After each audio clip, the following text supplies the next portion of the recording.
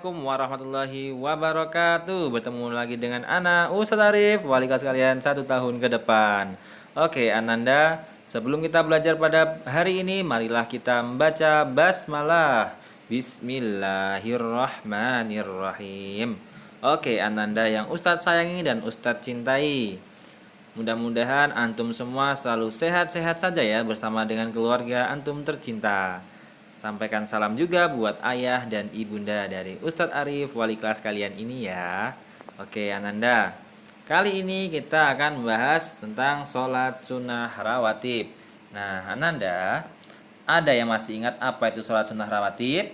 Ya, sholat sunnah rawatib adalah sholat sunnah yang dilakukan sebelum atau sesudah sholat fardu. Nah Ananda, pasti kalian masih ingat dong, ketika ada orang sholat maghrib, itu ada orang yang sholat lagi 2 rakaat. Nah, itu mereka sedang mengerjakan sholat sunnah rawatib. Tapi sholat sunnah rawatib apa? Nah, sholat sunnah rawatib itu Ananda dibagi menjadi 2 macam loh. Nah, ada yang tahu? Ya, jadi sholat rawatib itu dibagi menjadi 2 macam, yaitu sholat sunnah rawatib muakkad dan sholat sunnah rawatib ghairu muakkad. Nah, apa itu sholat sunnah rawatib muakkad? Yaitu adalah sholat sunnah yang dikuatkan atau dianjurkan. Nah, sedangkan sholat ghairu muakkad adalah sholat sunnah yang tidak dikuatkan atau anjurannya biasa-biasa saja. Nah, Ananda, di dalam sholat sunnah itu, dalam pelaksanaannya dibagi menjadi 2, yaitu sholat sunnah yang dikerjakan sebelum sholat fardu dan sholat sunnah yang dikerjakan setelah sholat fardu. Untuk sholat sunnah yang dikerjakan sebelum sholat fardu itu disebut dengan sholat sunnah qobliyah. Sedangkan sholat sunnah yang dikerjakan setelah sholat fardu itu disebut dengan sholat sunnah ba'diyah. Nah, cara mengerjakan sholat rawatib ini sama dengan mengerjakan sholat fardu biasa. Tetapi yang berbeda hanyalah lafal niatnya aja. Oke Nanda? Nah, kemarin kita sudah membahas tentang sholat sunnah rawatib muakkad, yaitu yang dikuatkan atau dianjurkan. Nah, ada yang masih ingat ada berapa rakaat sholat sunnah rawatib ghairu muakkad? Nah, jadi bilangan rakaat sholat sunnah rawatib muakkad itu terdiri dari 10 rakaat, yakni yang pertama 2 rakaat sebelum sholat subuh, kemudian 2 rakaat sebelum sholat zuhur, kemudian 2 rakaat sesudah sholat zuhur, kemudian 2 rakaat setelah sholat maghrib, kemudian 2 rakaat setelah sholat isya. Nah, Ananda, salah satu contohnya ya, salah satu contoh niatnya ketika nih Ustaz contohkan adalah ketika 2 rakaat sebelum sholat subuh, niatnya adalah usolli sunnatas subahi rakaataini qobliyatal lillahi ta'ala. Nah, karena dia sebelum sholat subuh, makanya di situ ada qobliyah. Nah, dengarin sekali lagi ya. Usolli sunnatas subahi rakaataini qobliyatal lillahi ta'ala. Nah, kalau yang tadi kan sebelum ya Nanda, sekarang contoh yang sesudah. Nah, ini Ustaz contohkan 2 rakaat sesudah sholat zuhur.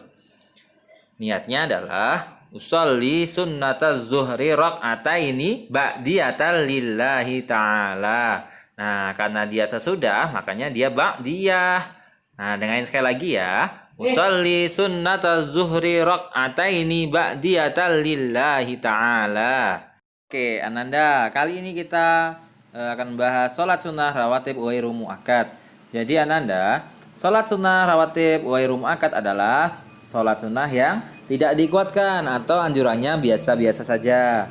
Nah, ini terdiri dari 12 rakaat. Di antaranya adalah yang pertama, 4 rakaat sebelum dan sesudah sholat zuhur. Yang kedua, 4 rakaat sebelum sholat asar.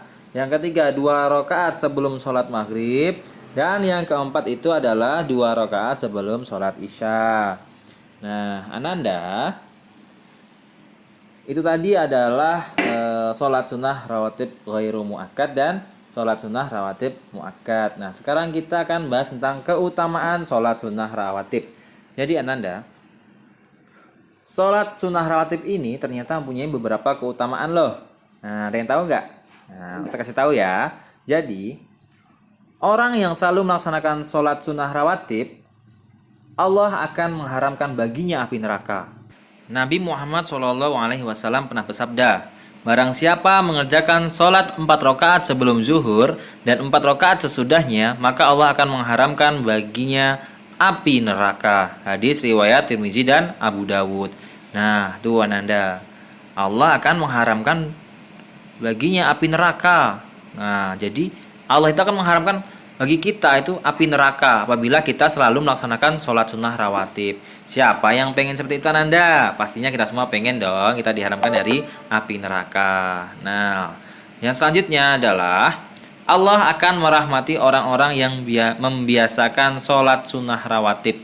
Kemudian ada lagi loh keutamaannya, yaitu adalah pahala sholat sunnah dapat menutup kekurangan sholat fardu. Nah Ananda, terkadang kita kan ketika sholat itu sudah berusaha untuk khusyuk, tapi ternyata kita belum khusyuk. Nah, jadi disitulah nanti sholat sunnah itu berperan, yaitu untuk menyempurnakan kekurangan kita dalam sholat fardu itu. Demikianlah pembelajaran kita pada hari ini. Ustadz harap dengan pembelajaran ini anantum semua rajin untuk melaksanakan sholat sunnah rawatib ya. Siapa sih yang nggak pengen dengan rahmat Allah? Siapa sih yang nggak pengen diharamkan baginya api neraka? Nah, jadi Ustadz harap kita bisa menerapkan sholat sunnah rawatib ini di dalam keseharian kita masing-masing. Oke, Nanda Ustadz akhiri. Wassalamualaikum warahmatullahi wabarakatuh. Tetap jaga kesehatan.